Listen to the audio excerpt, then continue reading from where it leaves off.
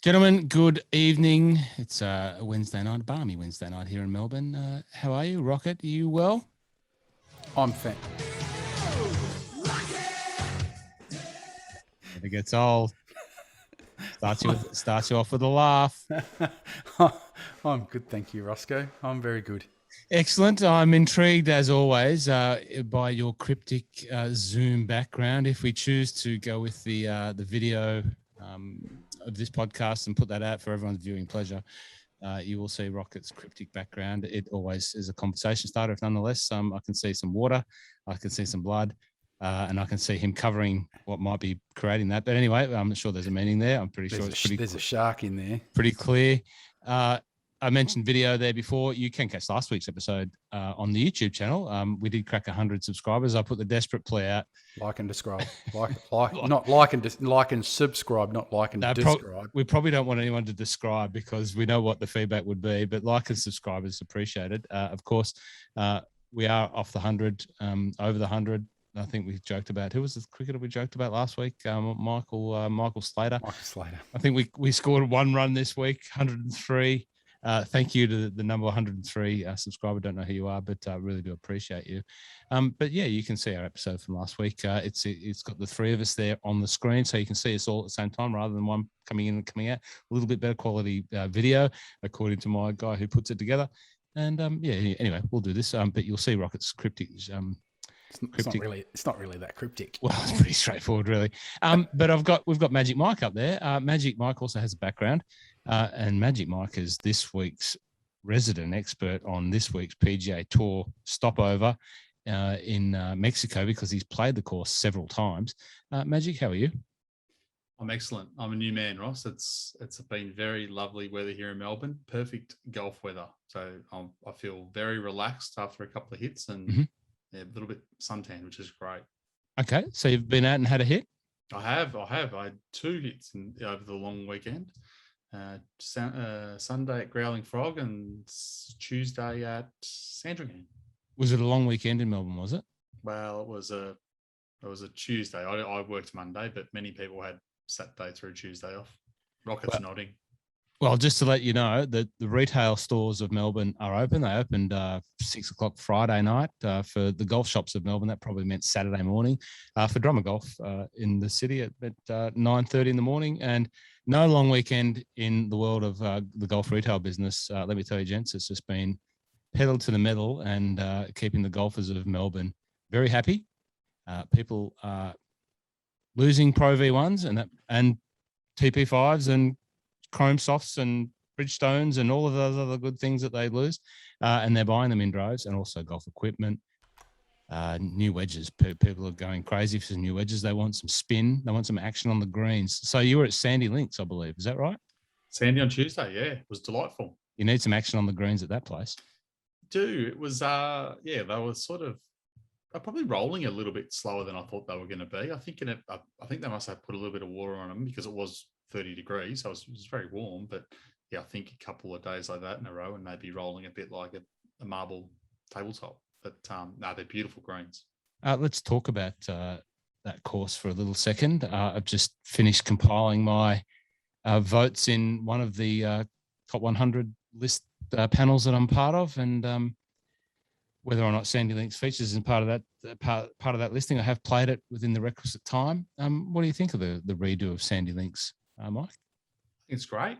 I think it ticks the boxes of all the things public golf should be. You know, it's absolutely exceptional when it comes to the way the course is maintained. You're not going to get any better public course, but they've done the smart thing, and the Jeff and Mike and the ICM guys have done a really good job in putting a bit of fun into it. It's challenging. But, don't need long par fives. You just need good, fun holes. And that's exactly what it does. And it's great. But it's still extremely challenging, which is good. How much? I think it was $45 to play, something like that. Yeah. For 18? Yep. That's all right. On a public holiday. So, yeah. No. $45 for a round of golf on a golf course that's been redeveloped and redesigned by a US Open winner. And the up-and-coming golf architect firm in Australia of note, and will soon be very soon be the globe, or if not already the globe, and be held up there in the highest regard in the future of time. You can really get a full sandbelt experience when you pay your $40 and go to Sandy Links, which is basically the driveway is opposite the driveway to Royal Melbourne. Now, if you're in Melbourne, you know this, and I'm probably telling you stuff you already know, but many people in Slovakia might be listening. We have had some listeners over there. Maybe that was you calling out the real Rory Rocket, but also to our new listeners in the Czech Republic, to our other listeners in Croatia. I noticed that Croatia popped up on the list. Doviđenja. That's actually goodbye, sorry. And we're also Germany. We've featured in Germany. So if any of those countries, now that the borders are open and are coming to Melbourne for a sandbelt golf experience, before you go out and unleash yourself on the sandbelt beasts, warm up on Sandy Links for $40, and it's maintained by the same crew that maintains Royal Melbourne. They just come across the road and off they go. And the green complexes there are true sandbelt greens. They've used a mix of the same Sutton's mix that I think comes from Royal Melbourne. I played there in January, so it was still betting in a little bit some of the fairway stuff, but it's the home of the PGA and Golf Australia. They've got the high performance center and the range and all that sort of stuff. It's a great venue. So there you go, Sandy Links. Put it on your list. Rocket, what's your week of golf been? And what was that? Oh, no golf for you, Rocket? No. Can I just say one? Sorry, I'm taking over already. You're the host. That's kind of what you're supposed to do. Yeah, thank you. I just want to say thank you to everyone that did reach out and mention and inquire that I was okay. If I'm okay, they were very supportive. A couple of nice little supportive messages there. Glad to hear that I hadn't, passed out again. My dad contacted me and said that he thought that was great, and I just want to say thanks to everyone that just left a little note on that. The men's health and mental health and men's health thing is a very important thing, and we'll think of ways that we can keep promoting the importance of that. But I just want to say thanks to everyone that did reach out. Appreciate that. Rocket. Now we sort of ended last week on the Saudi in developing story, the story of the shark, and it wasn't really confirmed back then. Yeah, maybe you were breaking it. I think I'm going to credit you with breaking the story. No, it's just it's just rumored stuff that I'd seen and read, and it was confirmed probably 48 hours later. So you're on the long run. What's happening? Do we want to talk about the other stuff before we get to this one? Oh, okay. Well, fair enough. I reckon we better cover the other stuff, because I'm going to get a little bit hot on this one. Okay. We'll put it this way, Ross. I hope there's a feature in the editing for bleeping. Oh, jeepers weepers. Because it got me fired up. If anyone's seen the Kermit the Frog meme, I actually did research and typed out things I was going to talk about. We've never had to put an expletive sort of little tick on the just in case. I'm going to hold back. However, I've stayed away from the single malts. I'm trying to keep it above board. I'm trying to not get too loose. I did actually listen to another Australian podcast, and there was a lot of swearing going on, and it made me stop and think. Like, we don't swear; it's not part of what we do. And it just really highlighted. I thought, that's a lot of swearing, and maybe the fans like the swearing. I don't know, but it's probably not something. I know that I'll lose a listener in Captain Murray Flanagan up there in Cessnock if I start swearing. It's all about the timing and when it happens. Okay. The one person who I can say that when they do, we'll call it drop an F-bomb, but they do it probably once in a blue moon, but they do it with exceptional timing, and it just adds pure colour to what they're doing. Yep. And that's Mr. Andy Johnson when he's on the shotgun start, because when he drops one, it is, in the context of everything he does, it's just absolute, just rolled gold solid. It's so Oh man, I don't like that. Man, jeez. Don't pick on his voice. It's very unique and makes Andy Johnson so entertaining. It's been a big week for Australian golf. Our favourite, we talked about him. We didn't. Meep, meep, Herbie. We didn't put him in Magic's tips. How bad did you feel when Herbie saluted come Monday morning, and we had Seamus Power. We even put it in the headline. Seamus Power picked. I was if Herbie's going to win, I'm I don't know what rocket at him. I had money on him. Oh, good, Rocket. Well done. No, Rocket had him. Rocket was very happy. No, I absolutely. I definitely didn't have him, and it probably was. I think I said it when we were talking last week. The data that I work off, there's not a lot on Herbie yet on his PGA Tour stats. But if I think about the course and what I was sort of looking at, the reviews of the course isn't going to suit someone who's a long hitter. That wasn't going to be like a key stat that you really were going to need. If I think about Herbie, just without the data in front of me, I think of one of the best things that he's at, it's driving distance. So if I think about that, I wouldn't have put him in. I'm sure I wouldn't have. So I can't ever feel bad about it. He played really well. Do you have any back stats? Can you whiz up some back stats there from last week? They don't have it. No, it's ShotLink. They don't have. So Bermuda and this week in Mexico, they don't have any ShotLink data. So at the end of the tournament, you can sort of see some strokes gained total, but you can't pick up how they specifically went. Yeah, on certain things like say putting or driving, things like that. Look, the one thing that has happened is it's brought Herbie onto the world stage very much so. Like he's been across all of the golf TV networks, all of the reporting, all of the media. He's interviewed really well, spoke really well. He's had Dom there, his coach, which I think it was his first time that Dom's shared a win with Lucas in the major wins that he's had. Not majors, but you know what I mean, the big stage wins that he's had. So the timing was perfect there. He hadn't been.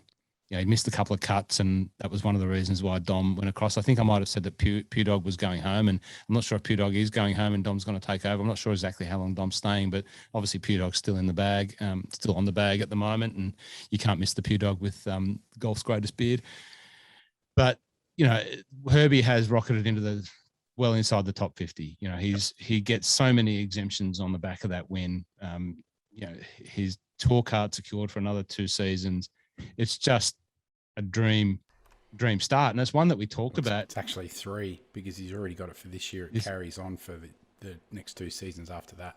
And we talked about it. We thought, will he have a red hot crack at this early swing when maybe the fields are, some of the guys are doing their other bits and bobs and, and it's really, not our forecast, but, it was pretty clear what was going to happen. And it's come off for the young lad and it's unbelievable. It really is unbelievable. He's a PGA Tour winner. Yep. And it's funny because I was looking at the stats for the Portugal Open because that's on this week as well. I was looking back a couple of years ago and Herbie finished second after doubling the last. Was that when he got called with the rules infringement, I think? Was that? Yeah. Was that when it was? Was that Portugal? I think that whenever it was, but it's funny because that tournament he missed out, right? Now, this week or last week, Patrick Reed's come flying home, the world-class player, the best talent in that field by a long, long way. And instead of something going wrong on the last hole where he doubles and misses and gives up the lead or falls into a playoff, he's hit an exceptional shot into 18, nice and close, easy little 2-putt clutch. That's a different golfer. That's fantastic. Mm.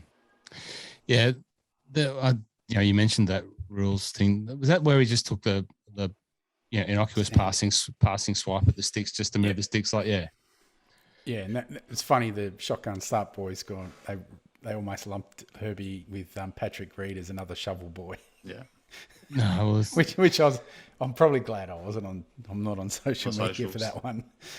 Yeah, look, just for those that don't know, and we'll go and trawl back through that and see that it's nothing like anything that you've ever seen that it's been called. He's like he's done it once. You've had a rules infraction, and you actually. So Patrick Reed did come back. Herbie held on for a 1-shot win. Sets himself up for a long time on tour. He's held himself in high regard. Lucas Herbert has, when you think about his game, it's built to the highest level, right? But he's got that to me, I'm obviously a fan. He's got that X factor. Yep. His game has that X factor, which you see some of the other guys that win. Yep. And I think if you look at both games, he's got that X factor, which can help him win many more times, a number of more times. Yeah. I've seen it for a very long time. I've told many people about my Stuart Appleby story.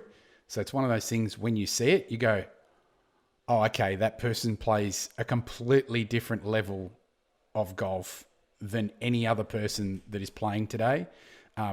Jeff Ogilvie was another one of those. I can still go back to, there was, we're talking 95, 96, when there were so many other more highly ranked and qualified amateur players playing around the country.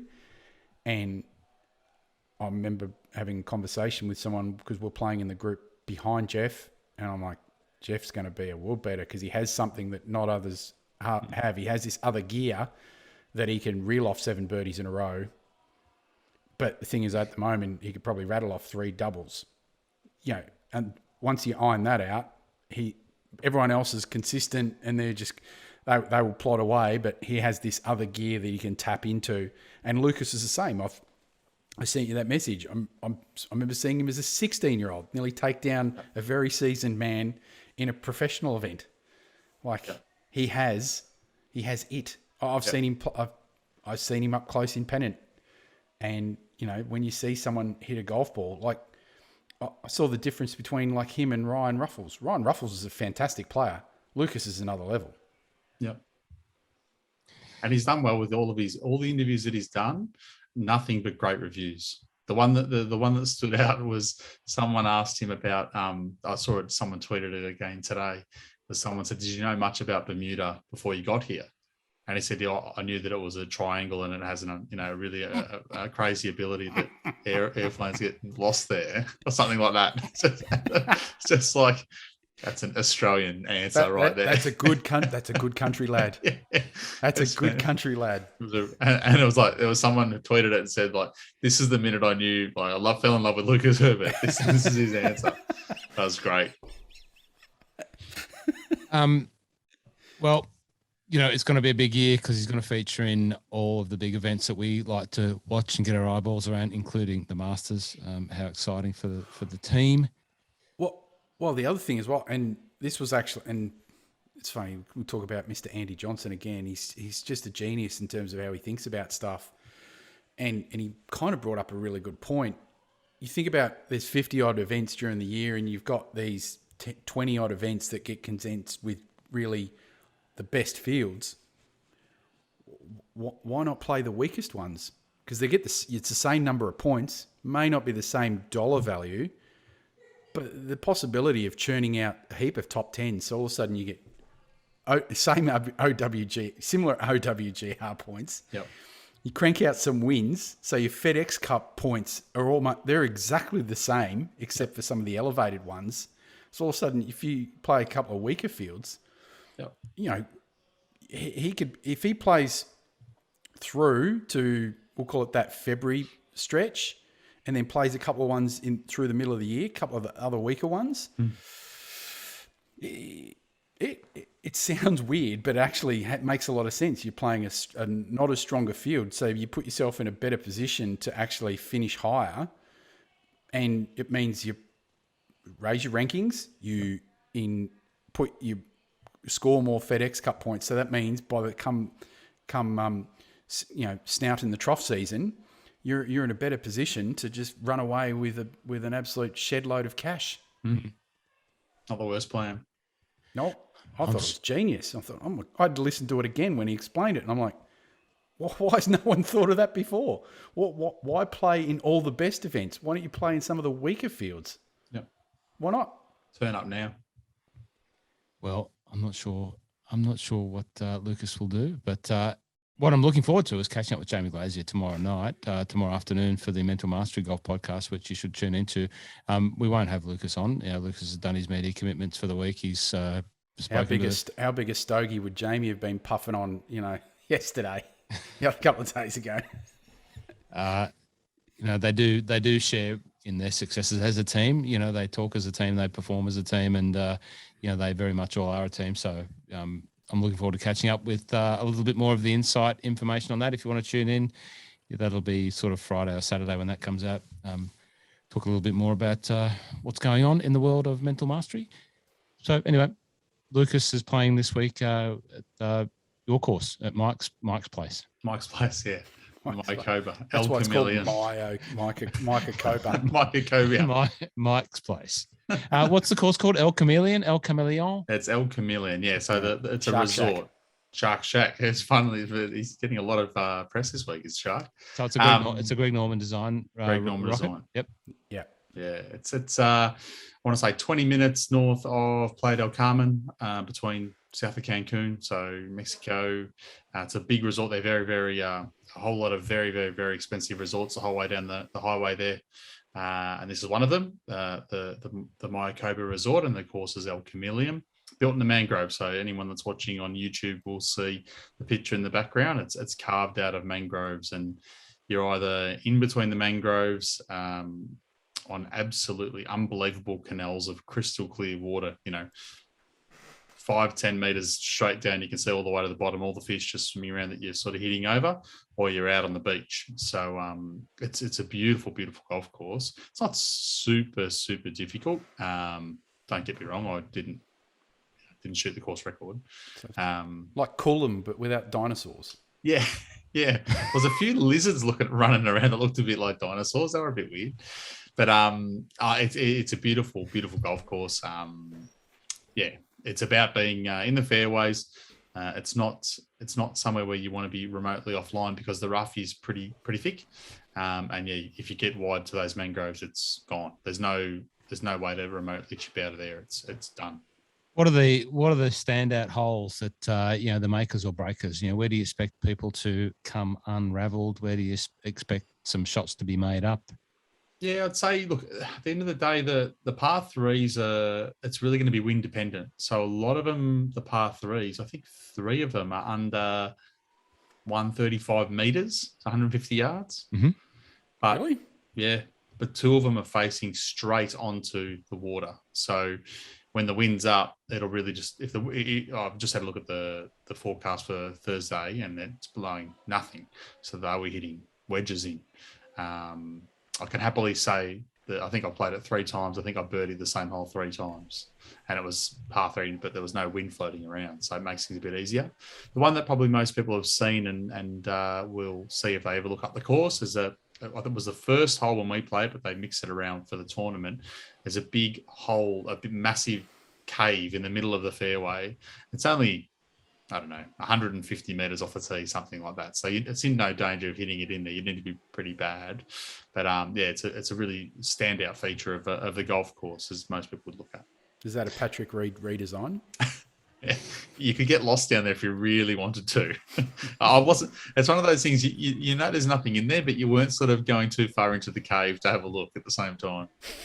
If you check out Dom as a party, Lucas's coach and my short-gun coach, if you check out Dom's Instagram, you will see Lucas taking a look into that bunker, which is called the Devil's Bunker, the Devil's Mouth, I think it's called. There you go. Rather appropriate. The designer. There we go. Let's go. W2 Mycoba is looking great. Have a look at the Devil's Mouth. Yes, that's what this bunker should. So it's on Dom's thing, Devil's Mouth. There's a bunker. There's a bunker at Lahinch called the Devil's Asshole. I wonder if it's connected to the Devil's Mouth. It is on the other side of the world. No, sorry, that's a bad joke. That's really good. That's not bad. That's really good. So I looked at Lucas looking at the Devil's Mouth. That's really good. I know a bunker called the Devil's Asshole. It's on the other side of the world. There you go. It's at Lahinch. It's like about, instead of the Devil's Mouth being like 20 meters across, the Devil's A-hole is about 5 meters wide, and it's at the bottom of the thing. And well, that's actually. So how old's Lahinch? Yeah, it goes back to old Tom Morris. Oh, okay. So then that explains. So because the 10th hole, is it a par 3 or a par 4? 10th hole. No. Sorry, the hole. The hole that has the devil's arsehole. It's like the fourth, I think, and it's a par 4. It goes up the hill and around the corner, and the devil's a-hole is a bit of a carry. So if you hook it around the corner, you'll go down into it and you're just dead. And so that bunker is really small, yeah? Correct. It's like literally the shape of what. So the 10th hole at Pine Valley, right, little sharp par 3, has the bunker right at the front, really short one, really deep, and it is called the Devil's Arsehole. Well, there you go. Maybe that's a golf thing. There we go. Okay. What took you there, Mike, to El Camino? First time was with 2 mates, I think that you've met both, Conrad and Scotty. Conrad and I decided to take off and have a bit of a tour of the US and Europe. So we went over and met Scotty, who was living in LA at the time, and then decided we'd go to Mexico and play golf and drink, which was a good deal. So we ended up there, which was great. And then the second time around was really similar, but with my wife. Well, my future wife. So we were down there on a holiday in Playa del Carmen, and I decided that she would love to drive me around in a golf cart at this beautiful resort. So, yeah. In relation to my golf, what have you, Conrad, Doc, and Jeff Ogilvie all got in common? Conrad, Doc, myself, and Jeff Ogilvie. In relation to my golf. We've all seen you hit the shortest 5-wood in history of known man in front of a US Open champion. That's correct. Oh dear. On the first at PK? Yep. There you go. True. I've got a very good Lucas Herbert stat for you. A very good Aussie stat, I should say, for this week. And this is not mine. It's from a gentleman I spoke about in the weeks gone by. Ben Coley is a golf commentator out of the UK. He said, "Will the Herbert Lee symbiosis continue?" So in January 26, 2020, Herbie wins in the Emirates. In a week later, Minwoo wins in Australia. 2021, Herbie wins in Ireland. A week later, Minwoo wins in Scotland. Last week, Herbie wins in Bermuda. Do we all go and bet on Minwoo in Portugal? That's the question. Load up. I'm in now. Load. Get in now before this podcast goes live and brings the odds plummeting on. All the Aussies that were reading it, going, that rings a bell. I knew that they were in the same time. The Americans that were reading it going, who would ever see that you would? Who would ever line up 2 people's data? He's 23 now. They've loaded up on him early. Bloody hell. People have seen it. Yeah. That's a pretty amazing. A week apart, 3 times coming up. Well, possibly. It's pretty good. Must be pretty nice to be listening or be on part of a podcast that's hosted by someone that has been part of those wins with those guys, and played with them in those years that they've had those wins. That's it. Yeah, there you go. Have I mentioned who would that be? Have I mentioned that I played with Mim?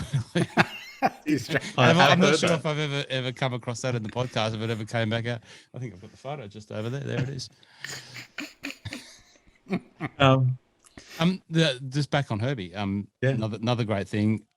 I'm pretty sure that he won't change because I'm pretty sure he does plan to come home for Christmas and see his family, and especially more so now. But he reached straight out to Clates and said, "Is there a spot in the Sandbelt Classic?" And Clates, in the various tweets said, I think he might get a 3-year exemption for it. So I'm hopeful that Herbie still is up for that, and it'd be great to see the young fella down here playing across those 4 courses the week before Christmas. Yeah, I can't wait to come down and have a look. Peninsula Kingswood. Where we got your Royal Melbourne and Kingston Heath, wasn't it? Kingston Heath and Yarra Yarra. Okay, is that right? When's the PK one? Well, it's in that part of that week. I think it's all at the same time. Oh, okay. Yeah, it's like 4 days, bang, bang, bang, bang. Yeah. Week before Christmas, like 20th, 23rd, or 20, thereabouts. But yeah, it was good to see Herbie put his hand up and reach out to Clates and say, "I'm in. If you'll have me." Yeah, right. You'll fit in.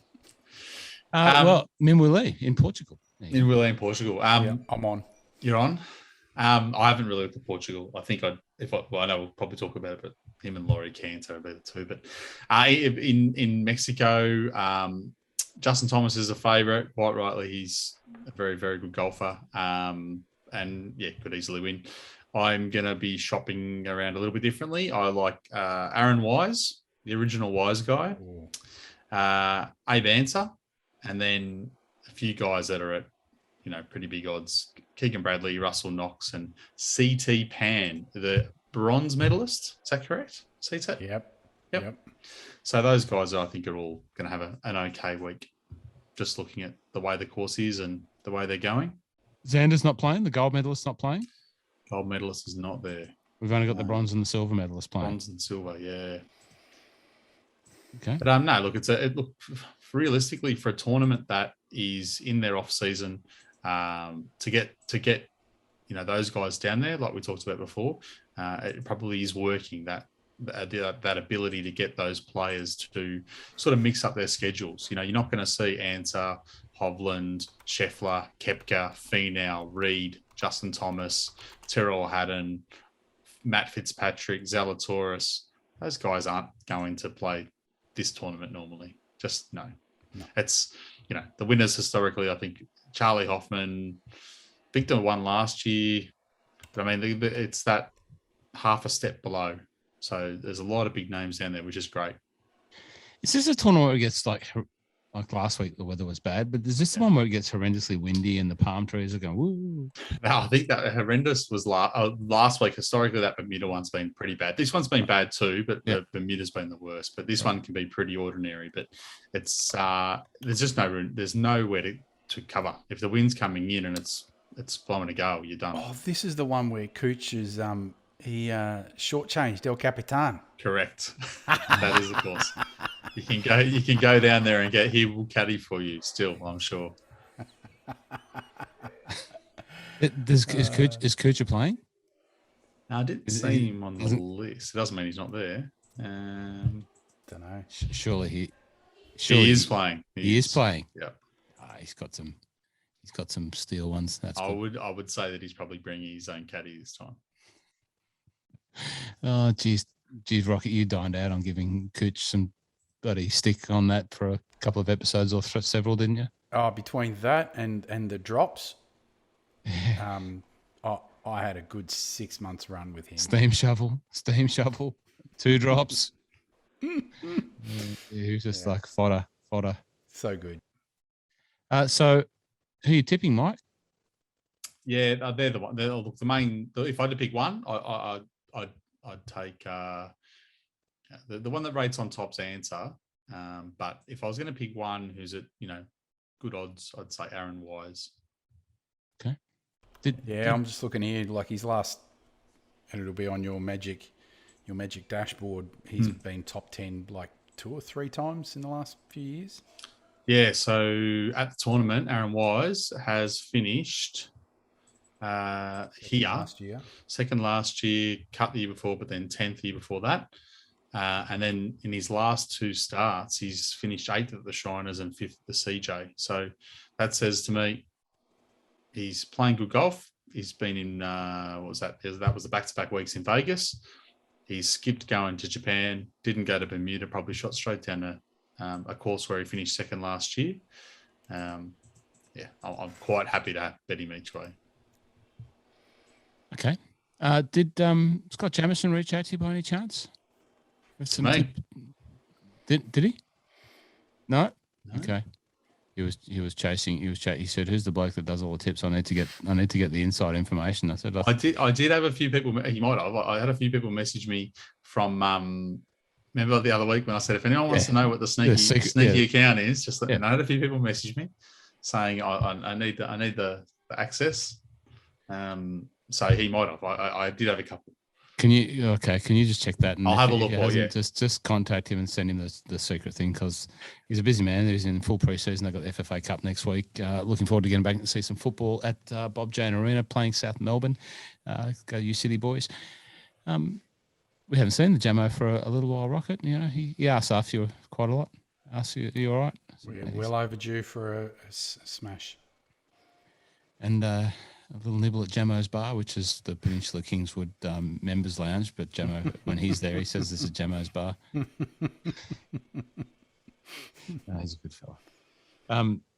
Okay, good field, should be good. Herbie backing up. Let's see how far.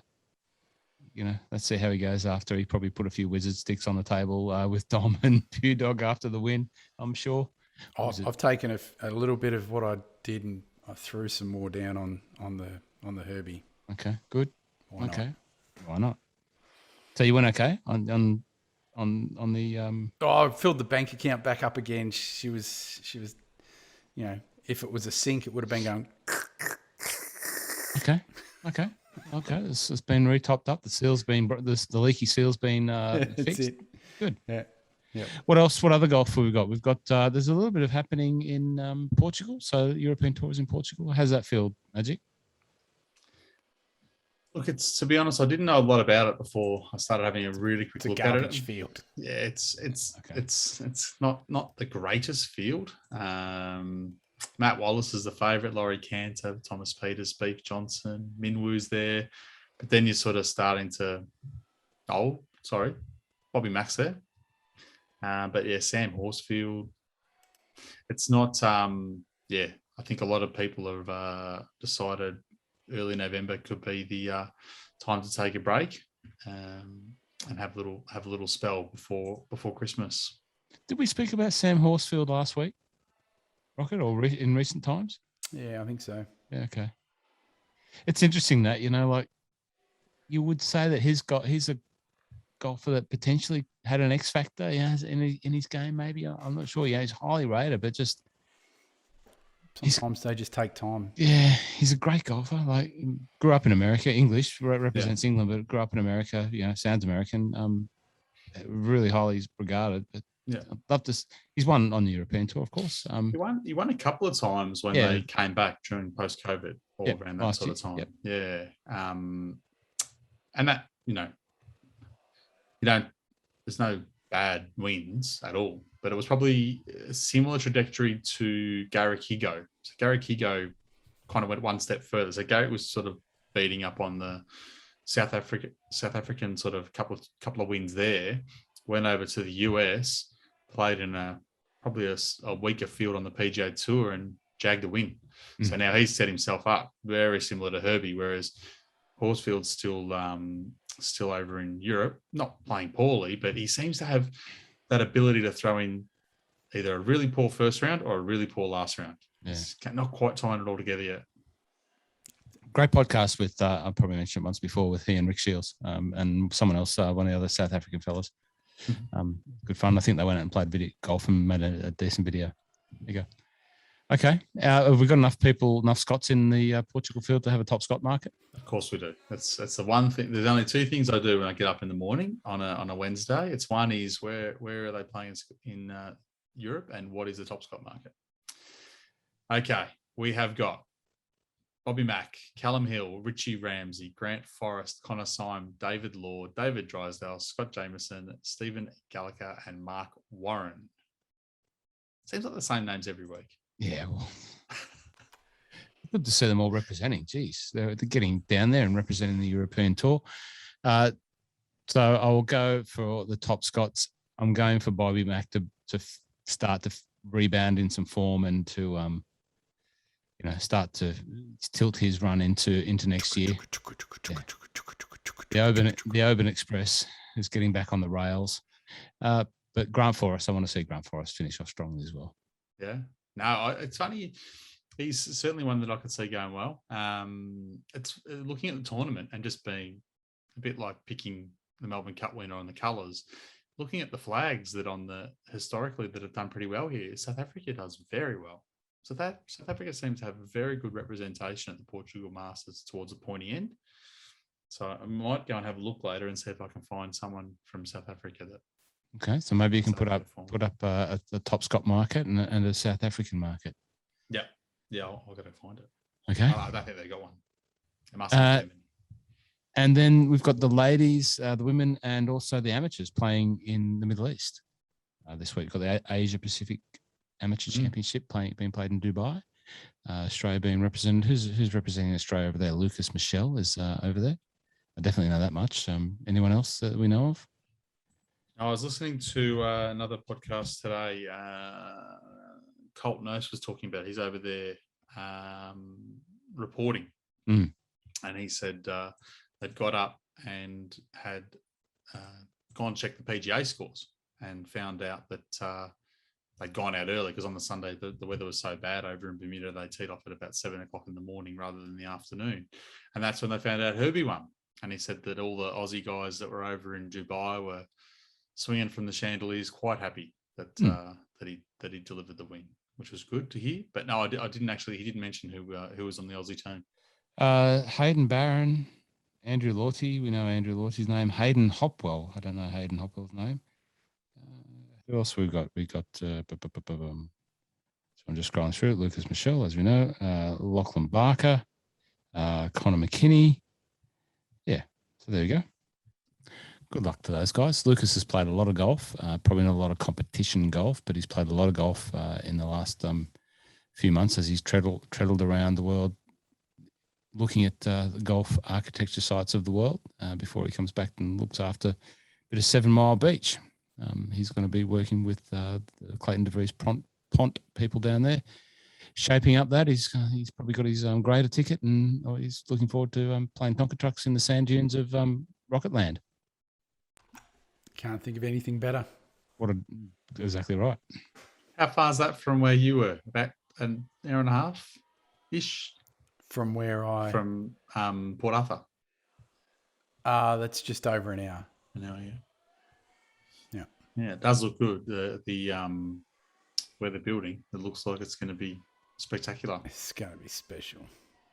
It's right near the airport, isn't it? In outside of Hobart, yeah, just down the hill. It's going to be special. You haven't got your email about the open tickets. We've missed out there, Mike. Nothing. Okay. Nothing. You've heard more people getting them?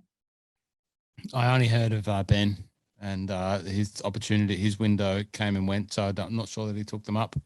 Not sure if anyone else got them, but looks like we're not going to the Open. Is that right? The My Love Golf Open 150th trip has evaporated in a dream that it was. It's not impossible still. You'd see him. You're probably going to see him come up. Like you said, on that resale site. On my sites, are probably still looking at Ryder Cup Rome at the moment. Okay, that's probably going to be, well, depending on what the new world looks like and traveling and all that sort of stuff. Rocket, how's your travel plans going? You getting the new age back out in the road soon? Don't know. Oh, okay. I was expecting more than that. Well, is Dunno one or two? Dunno is like, as he says it, it's like 2 words, but Dunno. No, it's 1 word. Dunno. I feel like it's the calm before the storm with Rocket. He wants to tell us a story. He's just saving his energy for it. Okay, all right. We haven't pushed that through his media representatives yet. Very good. And the ladies are playing. Where are they playing? In Saudi as well. Few little bit of conjecture around that the girls have been told to wear a certain level of appropriate dress for the culture and the country. I think they can wear short sleeve polo tops, but they must wear pants, 3/4 length pants.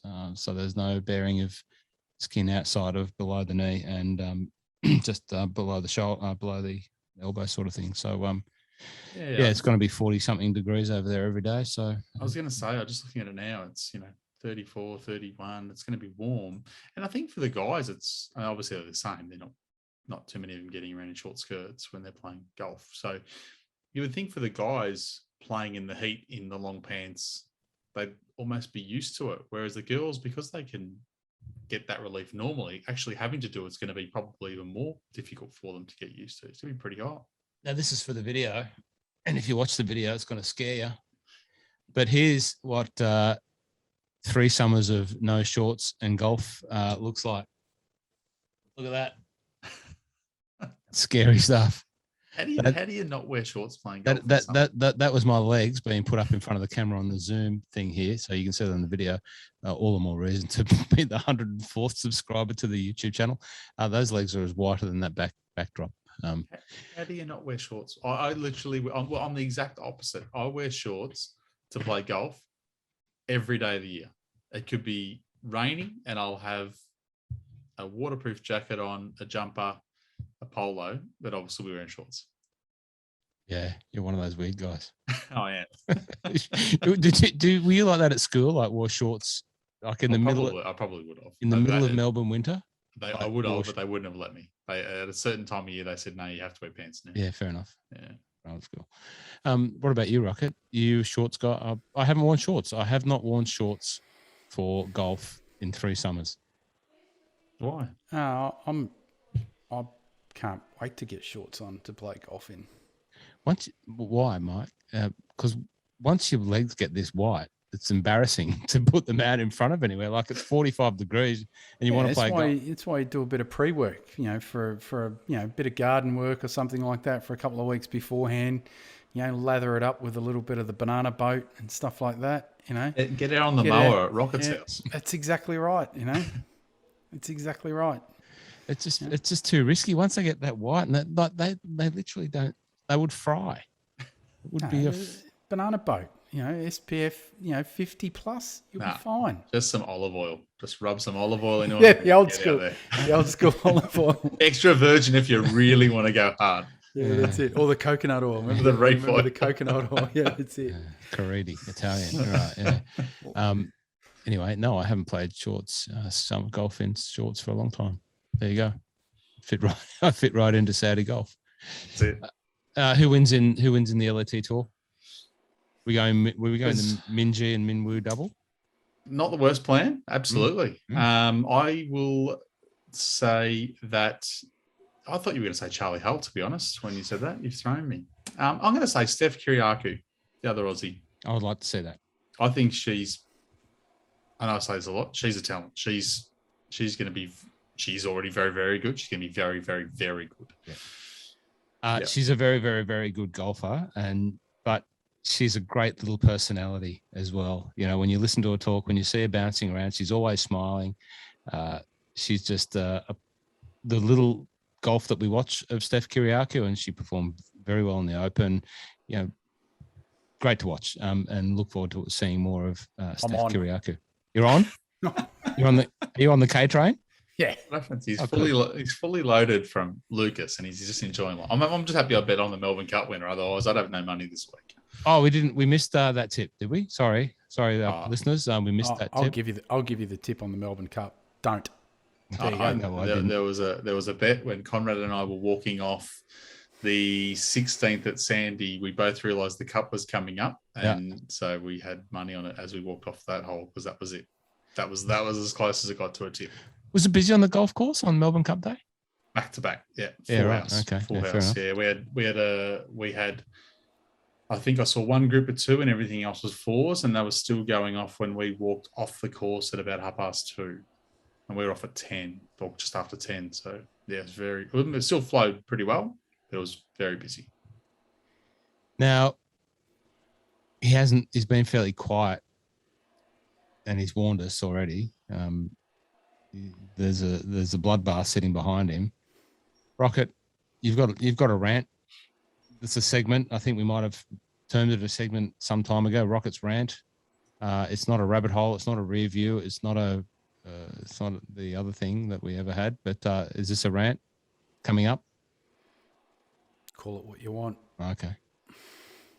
I was just trying to fit it in with the flow of the show and give it a sort of name. What's coming up, pre-warning. I don't know. So I think it's a thing in podcast world that you call things, and some people put music in there. Like little transitions. Delicate little wedge. Oh, sorry, that's another. That's another transition. Peninsula Kingswood, and this is beautifully played. Can it go in the bucket? Oh, sorry, that was. What else we got?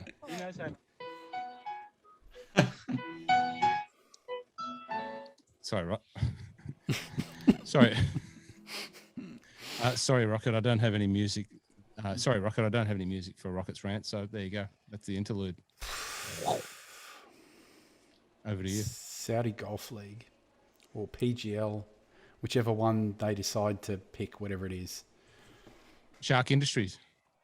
The Shark being named as CEO. It's just a figurehead. They've actually hired a lot of really qualified people in the back end. They've aligned themselves with the Asian Tour, which is actually really smart. So effectively, they're going to slowly weasel their way into golf. And, you know, you got the likes. There's multiple parts here. It's because you think about all those professional golfers that are asking for exemptions to play in the Saudi International. It used to be a European Tour event. Obviously, it must have been one of the things that the PGA Tour asked the Europeans when they did their whole, joint sanction thing, is you need to drop that one as a co-sanctioned event, which they did. So that means the likes of, McDowell and others have to ask for a waiver. DJ's playing, Paul Casey, Westy. So they're all playing this event, and, they're effectively going to go there and talk about the virtues of, they're giving back to the game and we're trying to grow the game. And, it's, I know I joke about a lot of these things, but, when the Shark was announced, I was actually really angry. So that's when I sent that message, like, get ready, because I'm coming in hot. Because, the whole golf league thing has come about. Let's actually call it what it is. It's professional golfers going for their own personal cash grab. And it's the 1% of the 1% of professional golfers just looking to line their pockets with more green than they need. You got one of my favourites, Mickelson, and these others. They're popping off at the PGA Tour about the percentage of revenue that they get as players compared to other sports. All right? So you got the PGA Tour. Out of all the revenue they generate, 25% of the total revenue goes to players. But if you compare it to the other sports, and if this, this is the thing. There's no context when it comes to this. So let's add some context. The NBA, it's 50%. NFL, it's 48%. So Mickelson and the other top ones are going, we want more of the money because we're these players and we bring all this revenue in, blah, blah, blah, blah, blah. But let's actually break down a few things. The average career of an NBA player is 4.5 years at a current average of $8 million per year. That's not chump change. But the thing is, though, your career is very, very short, and that's the average. That doesn't take into account the ones that are making the player minimums. And you've got the ones that are making an absolute truckload of money. You've got someone like Russell Westbrook who's making $44 million a year. So we're talking about an $8 million average. That doesn't guarantee that everyone's going to be making $8 million. There's some that are making a lot less than that. NFL, a sport I absolutely love.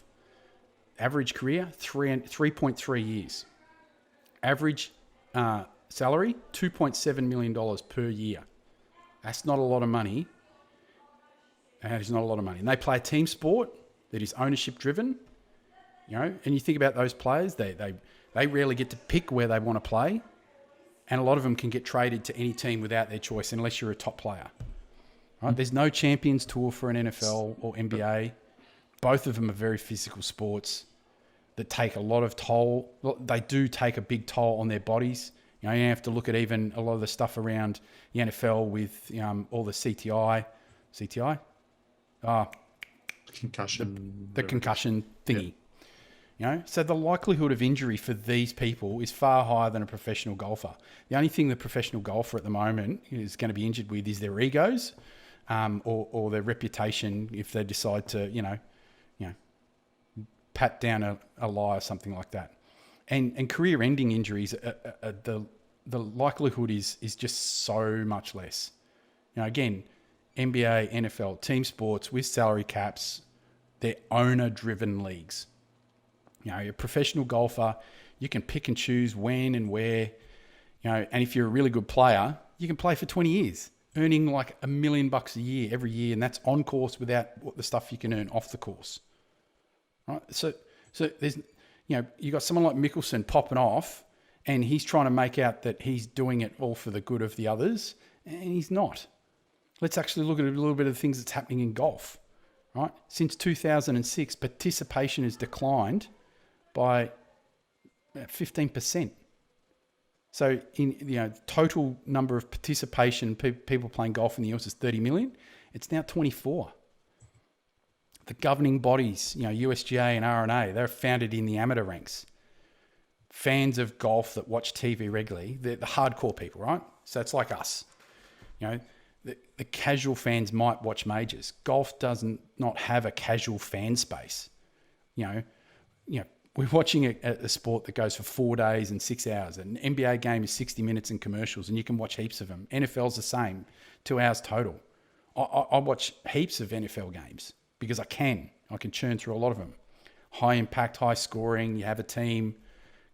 Golf is already slow without the likes of Patrick Cantlay, Bryson, and it can actually be boring. It's 4 days. Sometimes the really eventful stuff isn't until like the last day. So you've got the NFL and NBA, they've got hardcore fans, but that doesn't mean also that you need to play that sport. That's the thing, right? You can be fans of those and you don't actually have to play the sport, where it's a little bit different in golf. And the problem is that golf is still elitist. It's still a white male-dominated, expensive sport to get into. Just let alone play. So you think after we've had probably one of the greatest golfers of all time, transcendent not only as a golfer, as an athlete. A lot of these people, we've talked about this before in terms of they should give half their checks to Tiger because they make more money now because of this man. So why are there still so many, so little African-American players, playing professional golf? It's because even the game, just from a financial perspective, is discriminatory. That's just from the very beginning. The cost of equipment, the cost to play, versus basketball or football. It's like you can, or even soccer. It's a ball. You pick it up and you can play it anywhere. You can literally play that sport anywhere. So then, when you got someone like the Shark and Mickelson and our mate Jason Kokrak, stand up there and claim, they're growing the game. Like, I legitimately call bullshit. So what, the PGL or the SGL is nothing more than the 1% of the 1% asking for more pie. So the likes of Mickelson and Greg Norman and other selfish, narcissistic pricks who compare themselves to the two biggest sports that have biggest TV sponsorship revenue, generating sports in the world. It's just ridiculous. Like, seriously, those people really need to go and stand in a room full of mirrors, So, I'm talking about two of everyone knows about, the Shark and Lefty. They're two of my all-time heroes. So, let's talk about the Shark for a second. The man he's the reason I got into the golf. He's probably going to be the reason I leave. So he's nothing more now than the Donald Trump of professional golf, flogging his logo onto anything with a paycheck to fill his pockets, keep his leathery, shirtless ass, in the media gaze, and it doesn't matter what it is.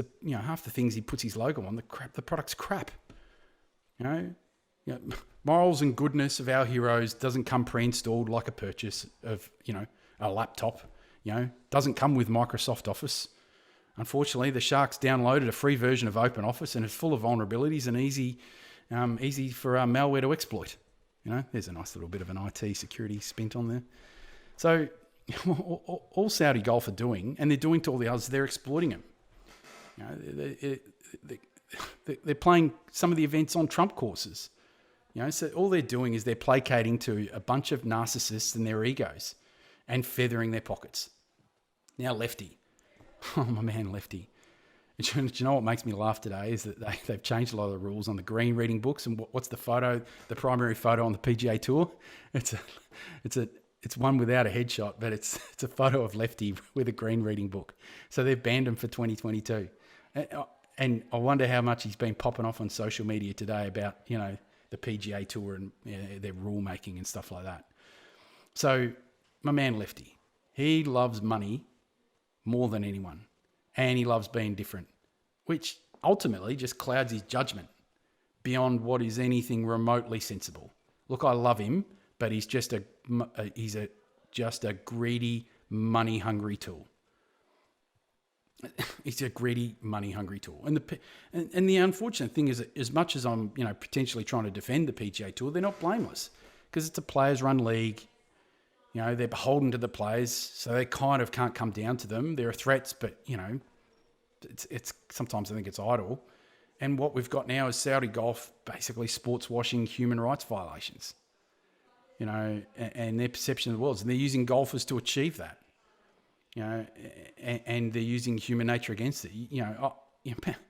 Imagine being someone in their shoes and someone's throwing $50 million at you, potentially over 3 years.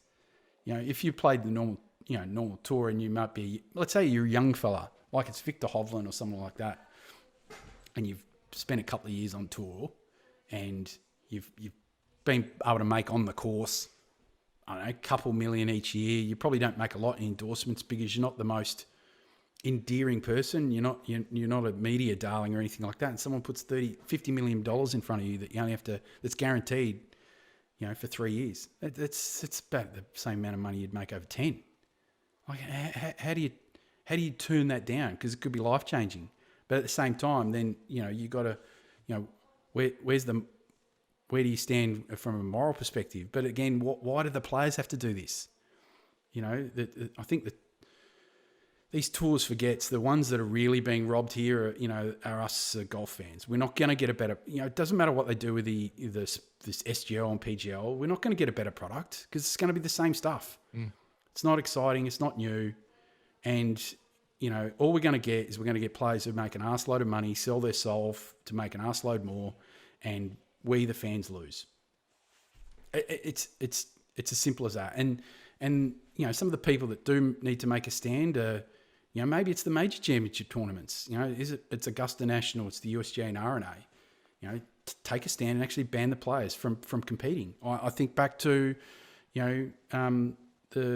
the Rebel Tours, cricket tours. You think about what Cricket Australia did to a lot of cricketers. They banned them from representing Australia for 2 to 3 years. Because they went and played under the de Klerk regime in South Africa, for a lot of money. And you think back then, we're talking about the early 80s. If you weren't playing in the one day game or playing in the Australian side, you weren't making a lot of money. So if all of a sudden someone's putting, and I think Rodney Hogg talked about it, where he was making nearly $100,000 a year for a couple of years playing in South Africa. Like back then, that's like a lot of money. That's career-changing stuff. And that's a decision that people need to make. But sometimes I think the governing bodies need to take the decision out of people's hands. And again, I've talked about this.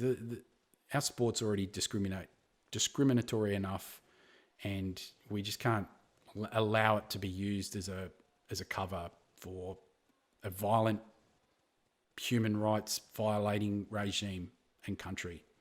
And I'm gutted that a couple of my fan favourites are just being selfish pricks. Rocket, look, I'm sure the listeners will have, their own perspective and view, and maybe some of your take there gives some of the listeners a little bit more clarity around what is actually a deeper rooted, sentiment behind what's actually happening and the reasons for this Premier Golf League and some of the other thoughts that really are creating it. Like it's easy to dump on the PGA Tour. We've done it, for a while because we just want a better product. We want more entertainment. We want golf to be the thing that golf can be. Tiger was, as you said, part of the resurgence, part of what made golf what it is and has been through, the 2000s and a little bit of a contribution to what it seems to be at the moment. This swell of, resurgence in golf a little bit at the moment, and let's hope that continues. But we want the PGA Tour to give us a product, a sports product, an entertainment product, and use the players who we all look up to and all really enjoy and want to know more about and want to know behind the scenes. You know, there's nothing more. You know, the reason why this podcast is this for some of the people that we've been able to talk to that people don't get the access to, that they've learned a little bit more about people. And that's what people want. And we want that from golfers. Yeah. And that's why we sort of download on the PGA Tour, as Andy Johnson does a great job, and as a lot of podcasts do. But to think that, you know, some of the best in the world and some of the most money-oriented people in the world can go and counteract that, you know, I'm not sure. Not sure that that's the right way. And obviously then there's the reasons and the country behind that, and the, you know, whole human rights issues that goes with that. And, you know, that's your view. I hope it's sort of clarified or helped bring another perspective to, you know, people that sort of have been following this story. You'll make up your own minds, people, but that's the Rocket Man's perspective. And I've taken a bat to two of my golfing idols. Yeah, absolutely. You know, you've done nothing more than hold Lefty up there in the highest regard as one of the people that did give us that entertainment that we talked about, the wanting from the PGA Tour. Yeah, exactly. You know, we when he came onto the world of Twitter and Phil Corn Calves started the comedy, you know, this was like bring us more personality from more of these guys. And, you know, watch what happens with golf and golf eyeballs on TV, because we've all got a vested interest in it. And so yeah, I feel for you, mate, because I know, you know, you're a passionate man and you like, you know, the people that you like them, and you're very loyal and you like them for a long time, and I can tell that it hurts. And but good on you. And that's probably why I was really angry, right? Because, like, I know the Shark does really dumb stuff, and I can. Oh, it's one thing I've learned is that all your heroes, if you just accept that all of your heroes are deeply flawed individuals, and they're going to make a terrible mistake at some point, it's not about forgiving them. It's just realizing that you just take the good bits from them, and all you do is you just realize that there's stuff that they do that is just horrible, and you just go, I'm not going to mirror that. I'm just going to take the bits that I think are important messages and valuable, and the other stuff, it's not about ignoring them, but at the same time, it's not making excuses for them. And I've done that over a very long period of time in terms of, you know, as you grow up as a, and you start to mature and you see some of these things and you see these heroes that you would hold a certain light. And then, you know, when, I still remember the day, there's one particular hero that when I met him for the first time, I could not have been more disappointed. And I think back now to the later parts of his life, and then how the last sort of 5 to 10 years of his life played out. And I remember back to the day that I'd met him, and I think about what was playing out in front of me. It all made sense. And then from there, I'm like, okay, I've just got to remember who these people that I hold in high regard. They live in a bubble sometimes, so they smell a lot of their own farts for a very long time, and they don't have people really pulling them into line and keeping them in check, because they will. You think about it, you become sort of celebrity focused. You're kind of shielding yourself from reality in the real world. You live on this pedestal, and you're sailing above, 99.9% of the population. So you don't really understand what's happening underneath. So you can get lost very quickly, and very few are able to keep it on the straight and narrow, so to speak. So, I think, when you become successful, there's human nature takes over, and, people will stray from the path. Tiger, Shark, all of them will do things that will just make you go, how do I defend that person? So you don't defend it. You just go, yeah, that's rubbish. But here's the couple of things that I did learn from them. And that's all you do, right? And you follow them and support them from afar, and just don't get wrapped up in all of their essence and go all in on them and try and defend them when they do something wrong, because things they do is undefendable.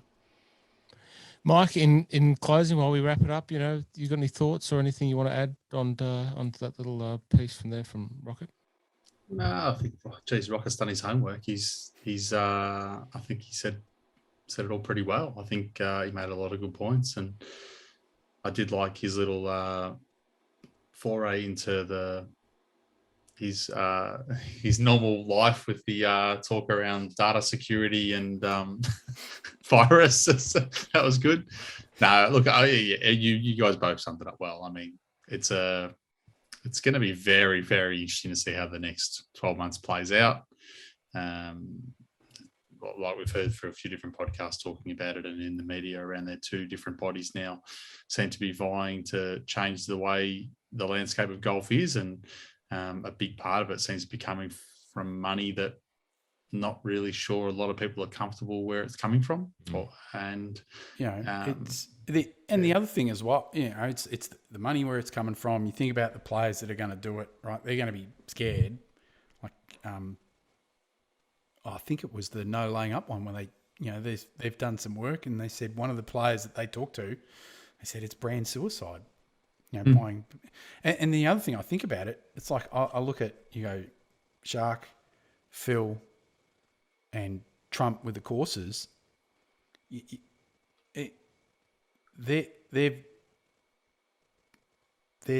got the Shark who got jilted by Tim Fincham back in the day around the World Tour stuff, and they ended up copying it with the WGCs.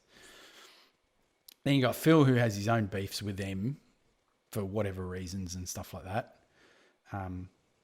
And then you got the Trumpmeister, who's lost pretty much every event because of just who he is. The Doral Open is no more. That became the WGC Mexico. And then he lost the PGA from his course up in New Jersey, I think it is. So all you've got is just these narcissists who have an axe to grind against golf. And they've all got enough money that they don't care. End of the day. Two of them do. Lefty's got nothing left to worry about. I'm not talking about Lefty. Oh, really? What, just you reckon Greg? No. Trumpy? It's vaporware. Vaporware. He would have been my third pick. Gents, it's been an hour and 12 of our finest. Thank you very much for listening. I think we'll leave it on calling DT Wealth Vaporware. Don't want to get his people onto our people. We don't have any people, so he's probably got enough there to have some people. But in all seriousness, it's been great catching up with you. Thanks, Mike. Send us your tips. Can we post those? Can you post them and we can reshare them? Can you post your tips on your Instagram? Where can people follow you at, Mike? At Mike_Caridi. I'll put them up. I'll put them up on the story. That's at Mike_Caridi, Caridi, Caridi. You can't follow Rocket at the moment. We can follow Rocket. He's not following back. He's still on the. You can follow me. You can follow me as much as you want. Just focus on the Twitters. I'm probably going to tear down the other ones. It's on my to-do list. Okay, you have a very well structured and well organized to-do list. So is Twitter coming back? Is that what you're saying? Is Twitter coming back? No, I don't know. Okay. Don't know. It's still going to be more of an output mechanism at the moment with the stuff I'm writing, versus me conversing on it. Okay. Because the thing is that if I go back on it, I'd have to go a real hard cull on what I follow. Could you start up a new secret account, like sort of like Mike's betting account, and just be underground? Nah, it's got my name. Yeah, I just got to keep it. Okay. And it's linked back to the stuff I write, so it's kind of, I don't know. I see how I go. I'm week 13 now, so I've got the baker's dozen under the belt. So I reckon I can get it. I reckon I can get it through to Christmas without a touchy touch. Hey, I thought I'd stop drinking for 2 weeks. 2 weeks became 4. 4 became 12. 12 became 12 months. 12 months became 10 years. So anything's possible, Rocket. Oh, I know for me, it's been massive because, one, I've got nothing distracting me from other stuff. So, I've learnt to be bored again. which is actually a good thing. And it just means I've been able to be a bit more creative. And then so I've got another little side thing I'm doing, obviously, with the writing. So who knows what that's going to do. Hey, if you two guys want to write some stuff for the My Love of Golf website, just Mike, you could write about your rounds at El Cameleon, and Rocket, if you want to write anything, I can post it there. I'm looking for content providers, paid in hot dots or Pro V1s or tour response tailor-mades. There'll be some remuneration. Actually, I'll see if Medium have I'll see if they've got any sports angles in there. I might be able to sort of weave a bit of Rocket magic in there, because then I can have it linked back to that. Beautiful. Okay, gents, thank you. Ladies and gentlemen listening, thank you, more importantly. And if you do choose to watch us on YouTube, wow, put aside a good hour of your time for some TV time to watch us three going on. Here we are. We're back. We'll be back next week. See you next time on the My Love of Golf podcast. Thanks for listening.